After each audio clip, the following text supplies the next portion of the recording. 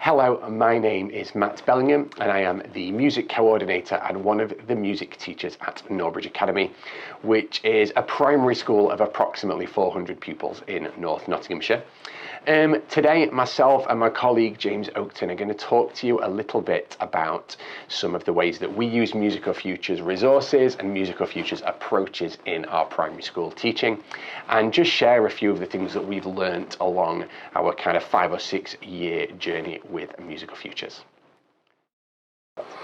So we wanted to start off by providing some context about the school and our music curriculum. We are very fortunate, and we know how fortunate we are at Norbridge to have 2 music teachers working at the school, and we are talking about sort of a 5-year journey from when we first began using Musical Futures in the school. And as a school, you may be at a different point on that journey to what we are now. You may just be starting out, or you may be further on from where we are. But it's always fantastic to be able to share journeys and look at some of the challenges that we've faced. Until around 5 years ago, we were in a position that many primary schools are in, where we had music tuition provided for our Year 3 and our Year 4 children who received a whole class weekly ukulele lesson. But outside of that, there were very limited opportunities for practical music making. We sat down together and really talked about what did we want our school music curriculum to look like. And a few things that came out were that we wanted to really provide a practical curriculum that gave children as many opportunities to make music on different instruments as we could. We wanted to give further opportunities outside of lessons, so we dreamt of having things like a school band, having children perform at plays, having opportunities to perform music and celebrate music around school, and also provide more individual and small group lessons for children that were enjoying music and doing really well and wanted to take things a little bit further. At that time, I was also the PE coordinator as well as music coordinator, and we were really proud of the PE provision at the school. And we wanted to be as proud of our music offering as we were of the PE offering at the school. And it was around this time that we first became aware of Musical Futures and some of the work that they do. And it's when we realised that so many of our values were aligned with the values of Musical Futures. We want to talk a little bit about how we use the Musical Futures approach in our music curriculum, and we try to embrace the Musical Futures pedagogy in everything we do with music, whether we are using Musical Futures programs and resources or things that we develop ourselves. The core of this is that our music lessons are always practical, and the focus of the children getting as much time physically playing instruments as possible. With the younger children, we begin with smaller instruments like ukulele and recorders, and also do rhythm work like body percussion and djembes. We then progress on to other instruments such as guitar, bass guitars, keyboards, as the children get older and develop. And our aim throughout these lessons is that children develop transferable skills that they can then apply to learning other instruments as they move further up the school. And one thing that we find is then when we revisit learning the ukulele and the djembe with older children, they love coming back to things they've done before and seeing how much easier they find things and some of the skills that they've developed on other instruments.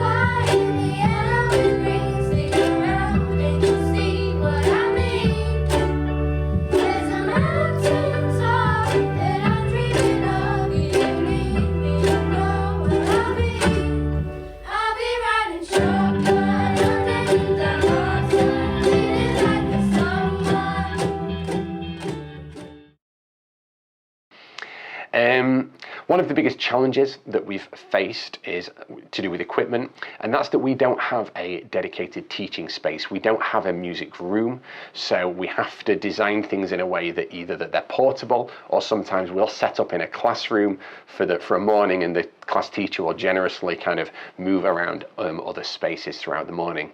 But that means we've had to think about using portable instruments, the things that are quick to set up, like ukuleles, djembes, making music on iPads. We've taught on a converted school bus that sits on our playground, the corner of the library, anywhere really that we can create music, you will find music going on at the school. And I think a key thing for us in that has been just learning that we can make music anywhere and with anything.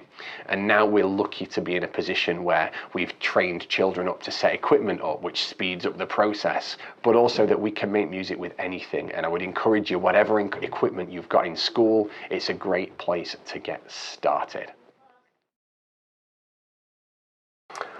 We've found a lot of resources from Musical Futures online extremely useful, and these are a very important part of our music curriculum.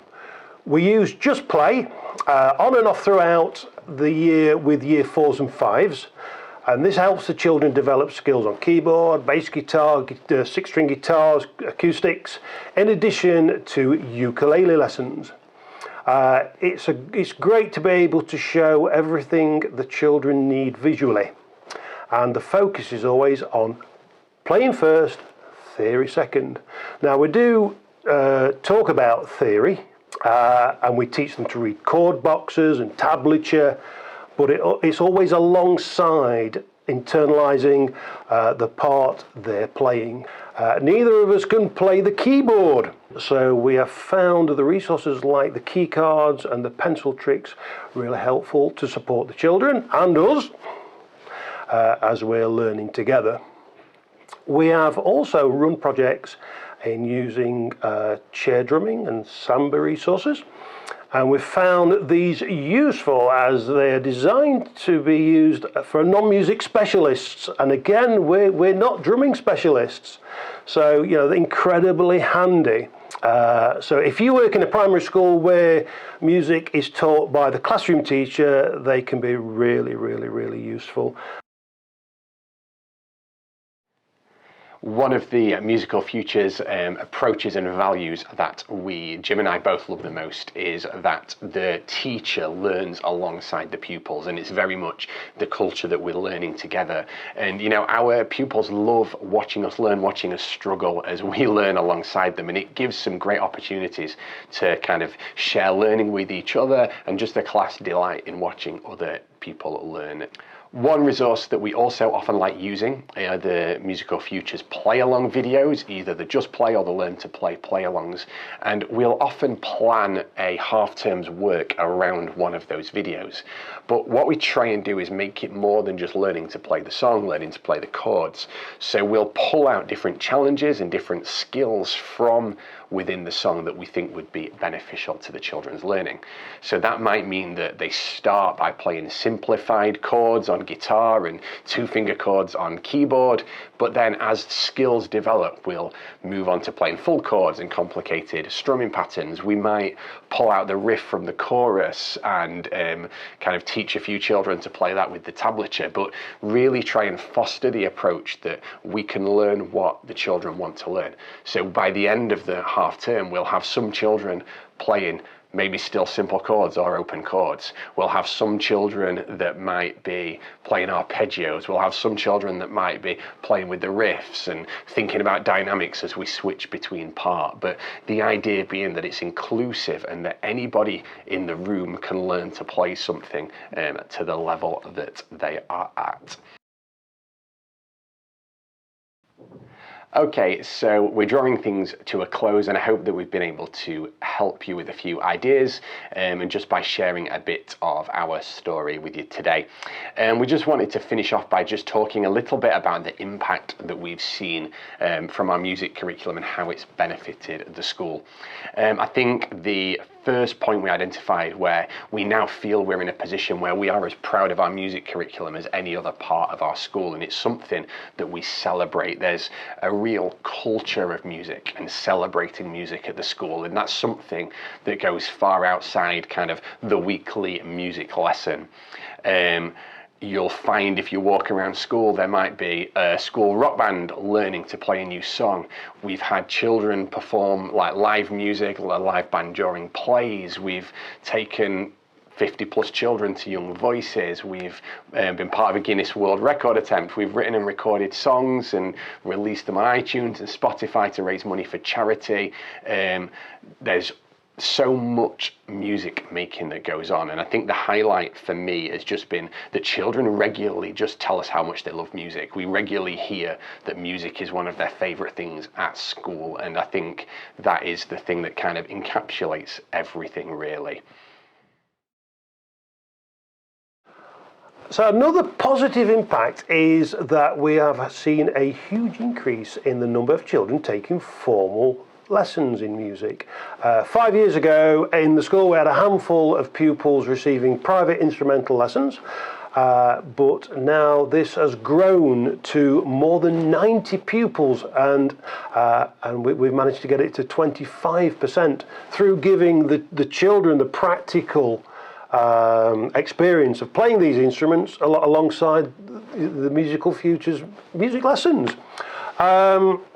Also, an example that shows the longevity of the impact of the Musical Futures combined with individual lessons is when a Norbridge pupil becomes successful in music at secondary school. And we've had pupils stay in touch over the years and come back and say, oh, I'm doing a BTEC in music at my secondary school. We've had children progress to compose their own music and put that on social media, and playing their own songs, and again using the instruments that we used in the classroom, having their own YouTube channels. Also, we have a yearly event called Party in the Yard, and it's a big old get-together where everybody comes for a Saturday.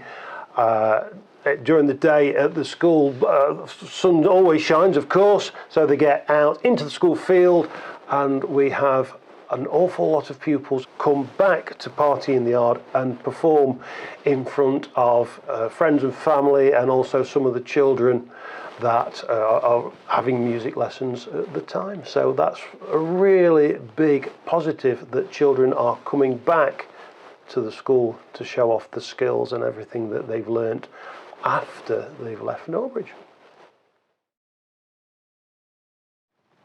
Okay, thank you for listening to us talk a little bit about how we use Musical Futures today.